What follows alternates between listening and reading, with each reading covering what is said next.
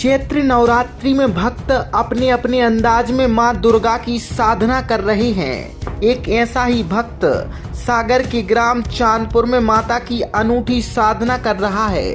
वह कीलों के झूले पर लेटकर शरीर पर जवारे लगाए हुए है। 9 दिनों तक कील लगे झूले पर लेटकर माता की आराधना करेगा। 10वें दिन जवारों का विसर्जन किया जाएगा। भक्त की इस अनूठी आराधना को देखने के लिए दूर दूर से लोग पहुंच रहे हैं। सागर में पहली बार सनशाइन पैथ केयर लेकर आया है सबसे कम मूल्य में सर्व सुविधा युक्त पैथ लैब। यहाँ पाए सभी जांचें, खून, ब्लड प्रेशर, थायराइड और बहुत कुछ। रविवार को विशेष छूट।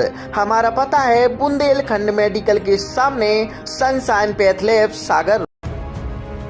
दरअसल सागर जिले के ग्राम सुना निवासी कमलेश कुर्मी उम्र 35 साल ने माता की साधना के लिए कठोर व्रत धारण किया है। वे चांदपुर निवासी अपने गुरु भाई धर्मेंद्र विश्वकर्मा के घर पर कील लगे झूले पर लेटकर अपने शरीर पर जवारे लगाए हैं। साथ ही बाजू में विराजी मां दुर्गा की आराधना कर रहे हैं।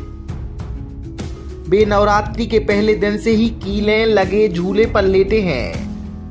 माता की कठोर तपस्या करने के लिए भक्त कमलेश कुर्मी पहले से तैयारी करते हैं। वह अपने हाथों से मां दुर्गा की मिट्टी की प्रतिमा बनाते हैं। साथ ही वह नवरात्रि से करीब 20 दिन पहले अन्न त्याग देते हैं ताकि वह व्रत के लिए अभ्यास कर तैयार हो सकें। नवरात्रि शुरू होते ही उन्होंने माता की प्रतिमा की स्थापना कराई और प्रतिमा के बाजू में कील लगे झूले पर लेटकर शरीर पर जवारे स्थापित कराए हैं।